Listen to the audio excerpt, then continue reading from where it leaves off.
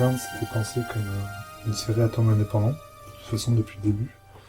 Donc avec mon frère, on espère toujours en faire plein parce qu'on a beaucoup d'idées pour la suite.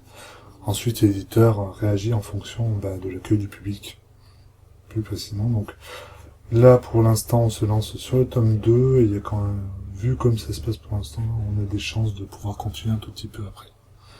Voilà, on commence à penser au tome 3. Un des concepts de Stern à la base, c'était de faire donc un western de second rôle, c'est-à-dire de prendre les personnages qui apparaissent toujours dans les westerns mais qui sont secondaires et de les mettre au centre du récit. Mais idéalement, t'aimerais travailler en équipe pour une série, pour que ça aille plus vite. C'est vraiment le produit de... Ça dépend des projets. Enfin, tu parles d'équipe, tu veux dire scénariste ou... Par exemple, là, vous êtes deux. Ouais. Donc c'est ton frère et toi. Donc on peut parler d'un projet qui est quand même relativement personnel.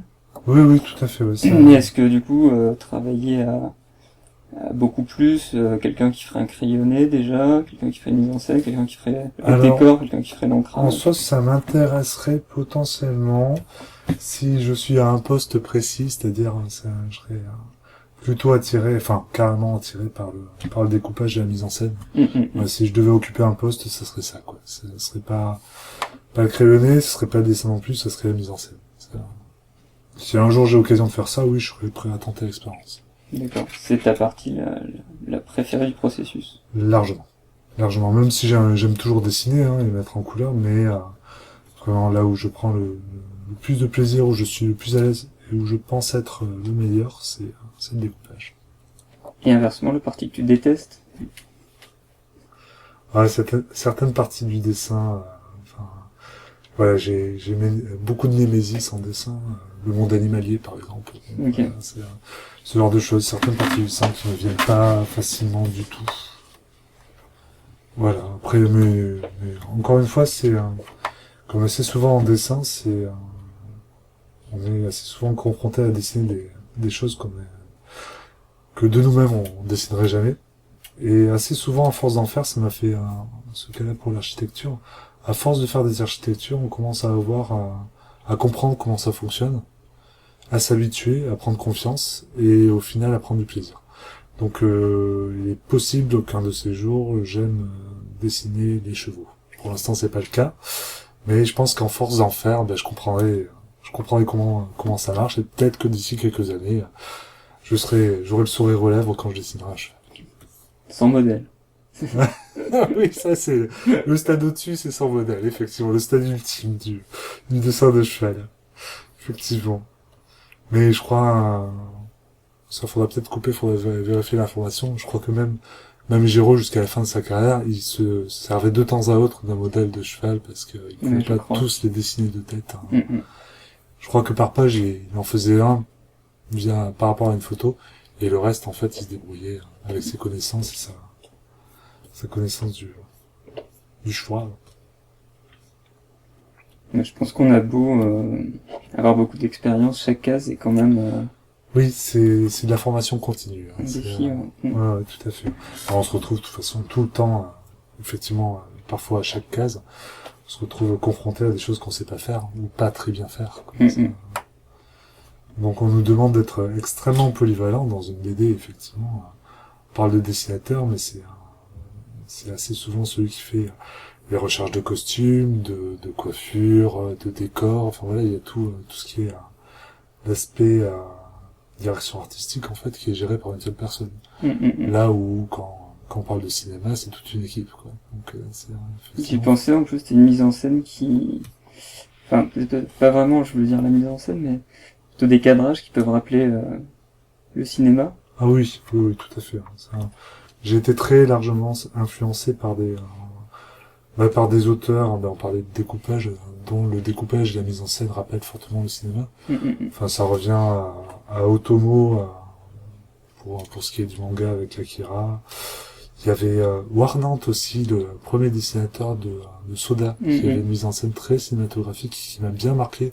Je l'ai lu quand j'avais une dizaine d'années, mais déjà quand je lisais Soda dans Spirou, je voyais la différence en fait avec les autres auteurs. Et plus récemment, en fait, quand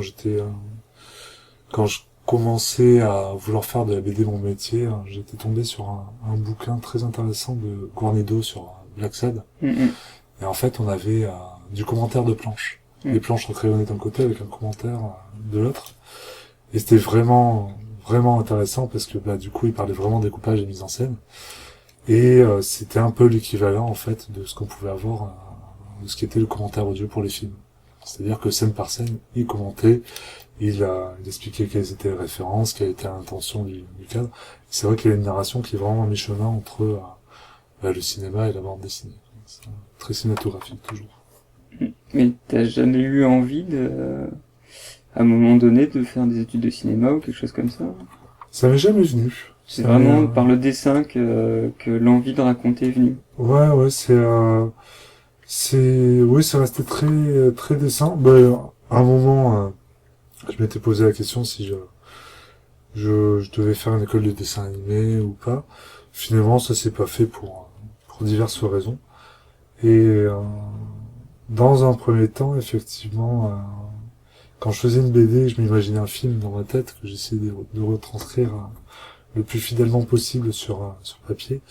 Là, je me suis rendu compte que ça fait quelques années que je réfléchis directement en BD. Donc, je pense que je suis fusionné avec le médium, quoi. Oui, parce que même si on peut voir une inspiration du cinéma par certains cadrages, ça reste propre à la BD dans le sens où tu changes le cadre. T'es pas en 16/9. Oui, tout à fait. Il y a le changement de cadre, il y a le sens de lecture aussi qui induit la mise en scène, qui est très... Il y a des points communs évidemment, mais il y a aussi beaucoup de spécificités propres à la BD qui font que quand on transpose littéralement de l'un à l'autre, ça marche pas forcément. Que ce soit dans un sens ou dans l'autre, c'est pas souvent un choix très pertinent. Bon, on peut faire exploser tout ce qu'on veut à moindre frais. Tout à fait. Toutes les scènes de foule, des vaisseaux, des dinosaures, tout ce qu'on veut. Oui, toujours pareil, hein, on a le rapport quand on travaille dans l'audiovisuel, on a le rapport au budget qu'on n'a pas du tout en BD. Là. Voilà, c'est quand on dessine une scène, voilà, il y a le facteur temps, mais après on peut dessiner tout ce qu'on veut, donc c'est quand même une liberté par rapport au cinéma d'animation ou aussi au cinéma tout court que voilà, qui est enviable. Là où j'ai limité la BD, c'est plutôt dans sa pagination en fait. Aussi, ouais. Et encore, ça a eu, je trouve, une très très belle évolution ces dernières années, avec l'explosion des formats, les one-shots. Effectivement, il y a de moins en moins de mal à proposer déjà à un éditeur de faire plus que le 46 pages cartonné. Stern, par exemple, ça fait 50. C'est du 62. C'est mon premier, et effectivement, c'est une histoire complète. Donc faire rentrer une histoire complète en 46 pages, c'est dur. Surtout quand on touche à une mise en scène cinéma. C'est-à-dire que, quelqu'un comme Goscinny n'avait aucun souci avec le 46 pages. Il était pile poil dans la bonne forme de narration pour ça. Après, oui, ça dépend. Quand on veut effectivement prendre une demi-page pour montrer un décor, tout de suite, ça induit autre chose niveau pagination.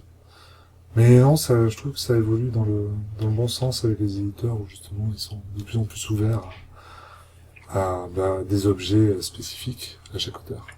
C'est que vous, par exemple, c'était écrit pour 62 pages ou c'était écrit pour... Alors, on avait,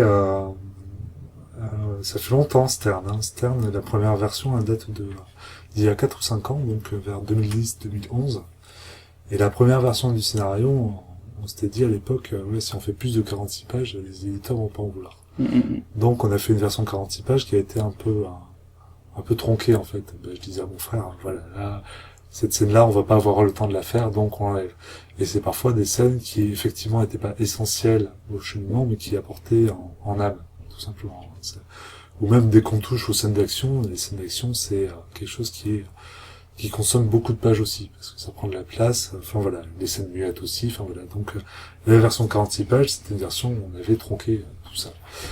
On n'a pas trouvé d'éditeur sur le moment, et on s'est dit, bon, quand même, on croit au projet, on croit au personnage, on a vraiment envie de l'éditer, et on s'est dit, bon, on fait une deuxième version, mais cette fois-ci, on fait au mieux. On compte pas les pages, on fait au mieux, et après on voit. Si ça passe pas, au moins on n'aura pas de regrets, Et voilà. Et du coup, une rapide pagination a montré qu'on arrivait aux 62 pages. Ce qui est pas énorme, mais ce qui peut faire tiquer certains éditeurs. On l'a présenté tel quel, et heureusement, Dargo a bien voulu les prendre. Du coup, la version qu'on a là, c'est la version idéale. Enfin, on n'a pas de scène coupée là-dedans. Okay. On a tout mis. Depuis quelque temps, tu utilises Manga Studio. Est-ce que ça t'a aidé du coup pour les décors, les perspectives, alors tous les outils c'est un outil qui m'a fait gagner du temps, vraiment au niveau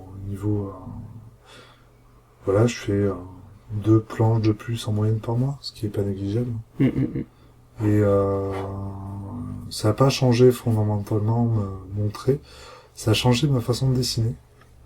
C'est-à-dire que assez souvent, quand on travaille sur papier, on fait un crayonné vague, on passe au crayonné précis en encre.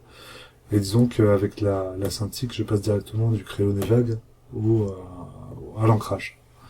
En fait, je saute une étape. Et donc il y a ça qui fait gagner du temps. Il y a aussi un traceur de perspective. Bon, moi je suis un fan de perspective, enfin voilà, et de décors urbains. Donc voilà, c'est là où sur papier effectivement il fallait prendre sa règle et tracer tous les traits, puis effacer sur ordinateur en quelques clics, c'est réglé quoi. On a fait notre grille de perspective assez rapidement. Ça fait gagner du temps, ça fait gagner. J'étais aussi un dessinateur qui sur papier retouchait beaucoup ses dessins. Alors, voilà, le tiers de mon temps c'était de mettre de la peinture blanche ou de faire des collages pour rattraper mes erreurs.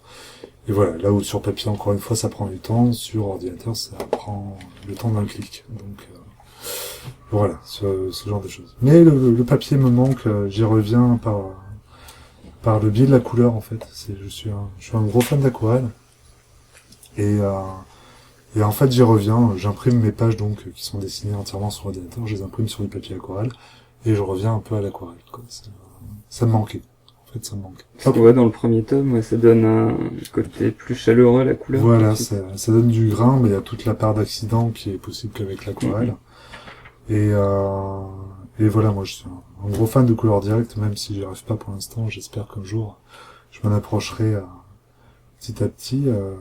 Donc voilà, je cherchais quelque chose pour Stern qui est, oui quoi, un côté un peu chaleureux, avec du grain, avec un côté un peu fait main, en fait, tout simplement.